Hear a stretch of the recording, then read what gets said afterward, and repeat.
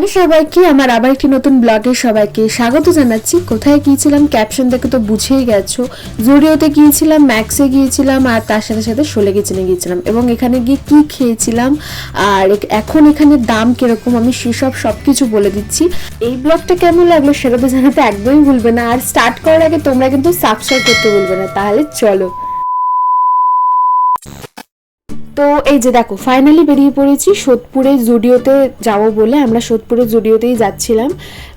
তো এই হয়েছে ব্যাপার। শুনেছিলাম জুডিওতে সেল রয়েছে, কিন্তু আমরা সেলের জিনিস কিচ্ছু নিইনি।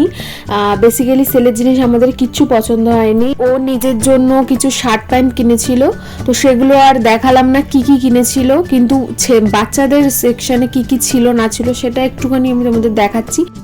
আমি বলতে পারি যে তোমরা যদি জুডিওতে যাও, বাচ্চাদের সেকশন কিন্তু খুবই খুবই ভালো। আর বাচ্চাদের সেকশনে কোনো সেল টেল কিছু ছিল না, বাচ্চাদের যেরকম দাম সেরকমই নিচ্ছিল। কিন্তু বাচ্চাদের সেকশনের জামাগুলো আমার খুবই ভালো লেগেছে।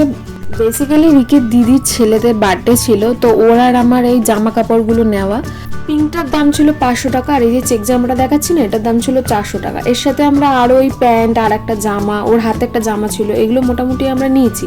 তো আমাদের এখানের বিলটা, আর এখানে আমরা পরে ম্যাক্সও গিয়েছিলাম, তাহলে ও একটা প্যান্টও নিয়েছিল, টোটাল ওই 3.5-এর মতন বিল হয়েছিল। যদি বাচ্চাদের জন্য কোনো জামা কাপড় নিতে চাও তাহলে বলবো জুডিওতে যেতে পারো। বাচ্চাদের সেকশনে কিন্তু কালেকশন আমার খুবই ভালো লেগেছে, 500-600 টাকার মধ্যে কিন্তু হয়ে যাবে। তো এখান থেকে আমরা ভেবেছিলাম যে পেটুক মহারাজে যাব খেতে, কারণ ওখানে নাকি 99-এ আনলিমিটেড বিরিয়ানি দিচ্ছে।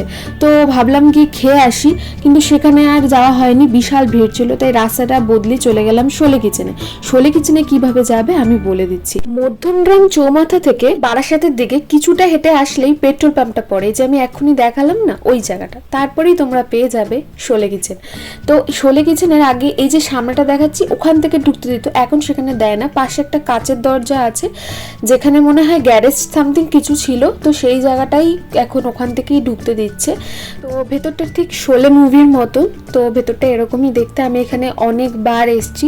তোমরা যদি থালি দেখতে চাও না, আমি কমেন্ট বক্সে বা ডেসক্রিপশন বক্সে আমি লিঙ্কটা দিয়ে দেবো তোমাদের জন্য, ওখানে গিয়ে তোমরা থালি রিভিউটাও দেখে নিও। এখন সব কিছুর দামই বাড়িয়ে দেওয়া হয়েছে। আগে যেখানে আমি প্রথম যখন আসতাম তখন 150 টাকায় চিকেন বিরিয়ানিও খেয়েছি, সেই জায়গায় এখন চিকেন বিরিয়ানির দাম হয়ে দাঁড়িয়েছে 211। আর আগে তো বললাম 150 ছিল, তারপরে 200 হয়েছিল, আর এখন হচ্ছে 211 টাকা। আর বিরিয়ানির সাথে যে চিকেন কষাটা দিত, এখন কিন্তু সেটা দেয় না। তো যাই হোক, এখানে কোয়ান্টিটিটা আমার অনেকটাই দেয়, আর আমার এখানে খেতে সত্যি খুবই ভালো লাগে, এর জন্য বারংবার আসা। তোমরা যদি আমার ভিডিও দেখো বা জানো, তারা জানে যে আমি এখানে অনেকবার এসেছি। তো তাই জন্য আরেকবার আসলাম, যেখানে দাম কীরকম কী। এখানে কিন্তু সত্যি কথা বলতে খাবারগুলোর খুব ভালোই হয়।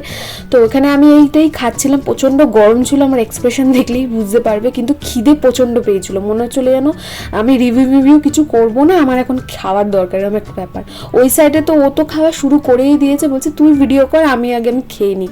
তো এই যে দেখাচ্ছি তোমাদেরকে, দেখো আলুটা কি নরম, আর রাইসটাও কিন্তু খুবই খুবই ভালো। ওই সাইড থেকে ও আমাকে বলছিল, আসলে ও তন্দুরি রুটি নিয়েছিল আর আমি নিয়েছিলাম বিরিয়ানি, আর তন্দুরি রুটির সাথে ডাল তড়কা নিয়েছিল। তো আমাকে বলছিল এটা কিন্তু খেতে খুবই ভালো, তুই একবার ট্রাই করে দেখ।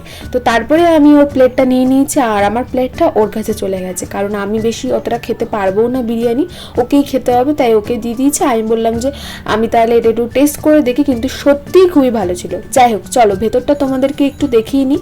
আর এখানে যদি তোমরা দুজনে আসো, আর যদি 500-600 টাকা নিয়ে আসো, তাহলে তোমাদের মোটামুটি হয়ে যাবে। তো এখানে চলো, আমাদের বিল এখানে দিয়ে দিয়েছে। বিলটা তোমাদের দেখাই যে এখানে কি কি দাম ছিল, তোমরা একটু দেখে নিও ভালো মতো ভাবে। এখানে আমাদের 464 আমাদের বিল হয়েছিল। তাহলে যাই হোক, চলো আজকের জন্য এইটুকু। দেখা হবে তোমাদের সাথে আবার একটা নতুন ব্লগের সাথে। তোমাদের এই ব্লগটা কেমন লাগলো সেটা তো জানাতে একদমই ভুলো না, আর সাবস্ক্রাইব করতে কিন্তু ভুলো না।